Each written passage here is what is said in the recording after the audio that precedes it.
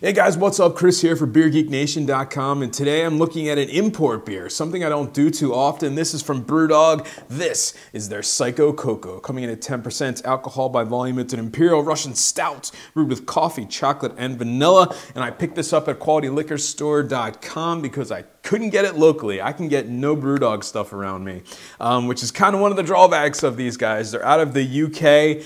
You know, they brew a lot of great beer, but by the time it gets to the US, it's, you know, usually has some age on it, which kind of sucks because I hear they brew, I know they brew some great IPAs, some double IPAs, you know, they're kind of their staple beers, and I've never gotten to have it fresh. So I knew this was an Imperial Stout. They do some great big beers. I've had some of the stuff off camera, obviously, but never actually reviewed any of their stuff. And I know they currently have a TV show on the Esquire channel, which I really enjoy. So I thought, hey, let's give this one a shot. This one is a fairly new release for them. So let me get into a glass, let you guys know how it smells, tastes, and give you the final verdict on the BrewDog Psycho Cocoa. All right, guys, so the aroma on the Psycho Cocoa. Oh, wow. Lots of vanilla, big dark fruits, chocolate, coffee, big roasty character. Yeah, just a very decadent smelling beer. All right, guys, so the taste on the Psycho Cocoa. Cheers. Wow. Lots of bitterness right at the front tongue, a ton of bitterness. It smells like it'd be a sweet beer, but it's actually really not. Lots of roasty characteristic coffee, really dark chocolate.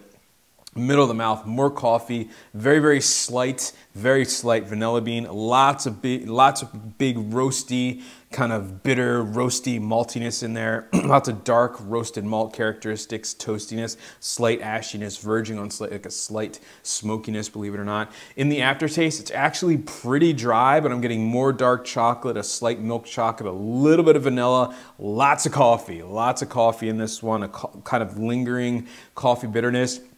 It actually comes off maybe a wee bit watery, believe it or not, but you know, for 10%, I actually don't taste that alcohol. Maybe feel it a little bit in the chest, but it's a fairly easy drinking beer for that big. Lots of subtlety going on in this one, a little bit of kind of a roasty complexity, kind of bring that sweet vanilla forward. It's a nice tasting beer.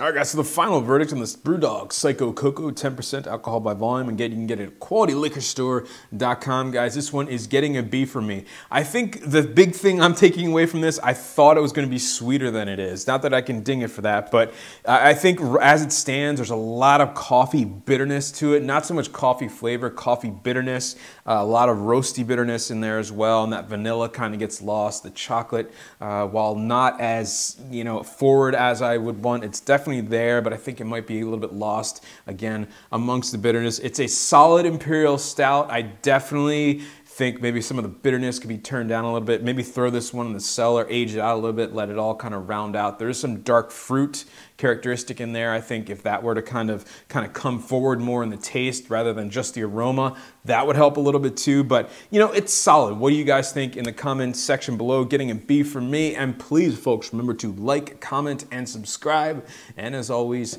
remember, life's too short. Drink amazing beers. Cheers.